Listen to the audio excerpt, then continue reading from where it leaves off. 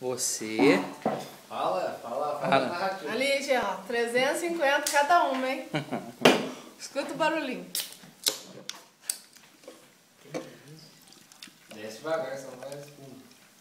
Pode fazer espuma, vai ficar menos. Malandro. Nossa, quem comprou Põe, como é que fala? 500 ml mesmo. Não, põe a 700. Você que vai beber? Você não vai beber, né? Não Então. posso, tô com gastrite. Se eu não aguentar, vai ficar feio.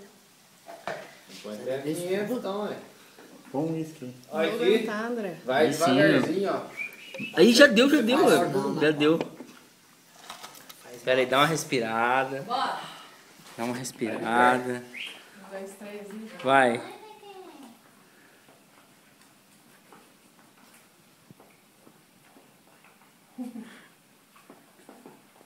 Pode levar uns 5 minutos, se quiser. Não tem problema.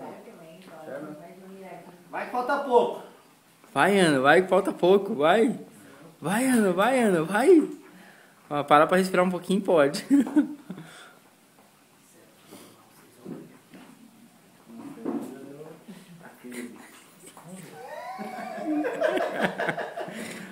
Não faz ela rir, não. Vai, Ana, que falta pouco. Vai, Ana, falta só um pouquinho. Sem chorar. Não tá chorando.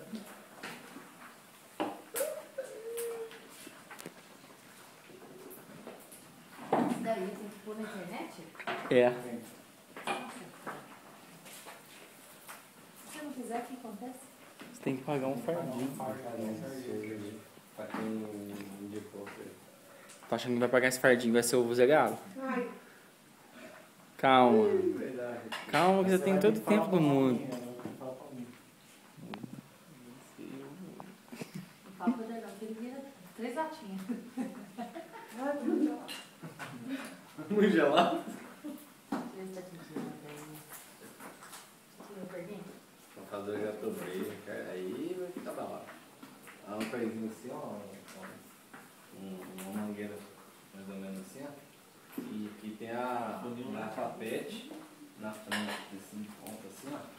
Cortada no meio, você enche de cerveja, vai dar quase uma garrafa. Aqui e aqui dá outra. Os caras fazem Aí isso você daí. pega e faz só assim, ó.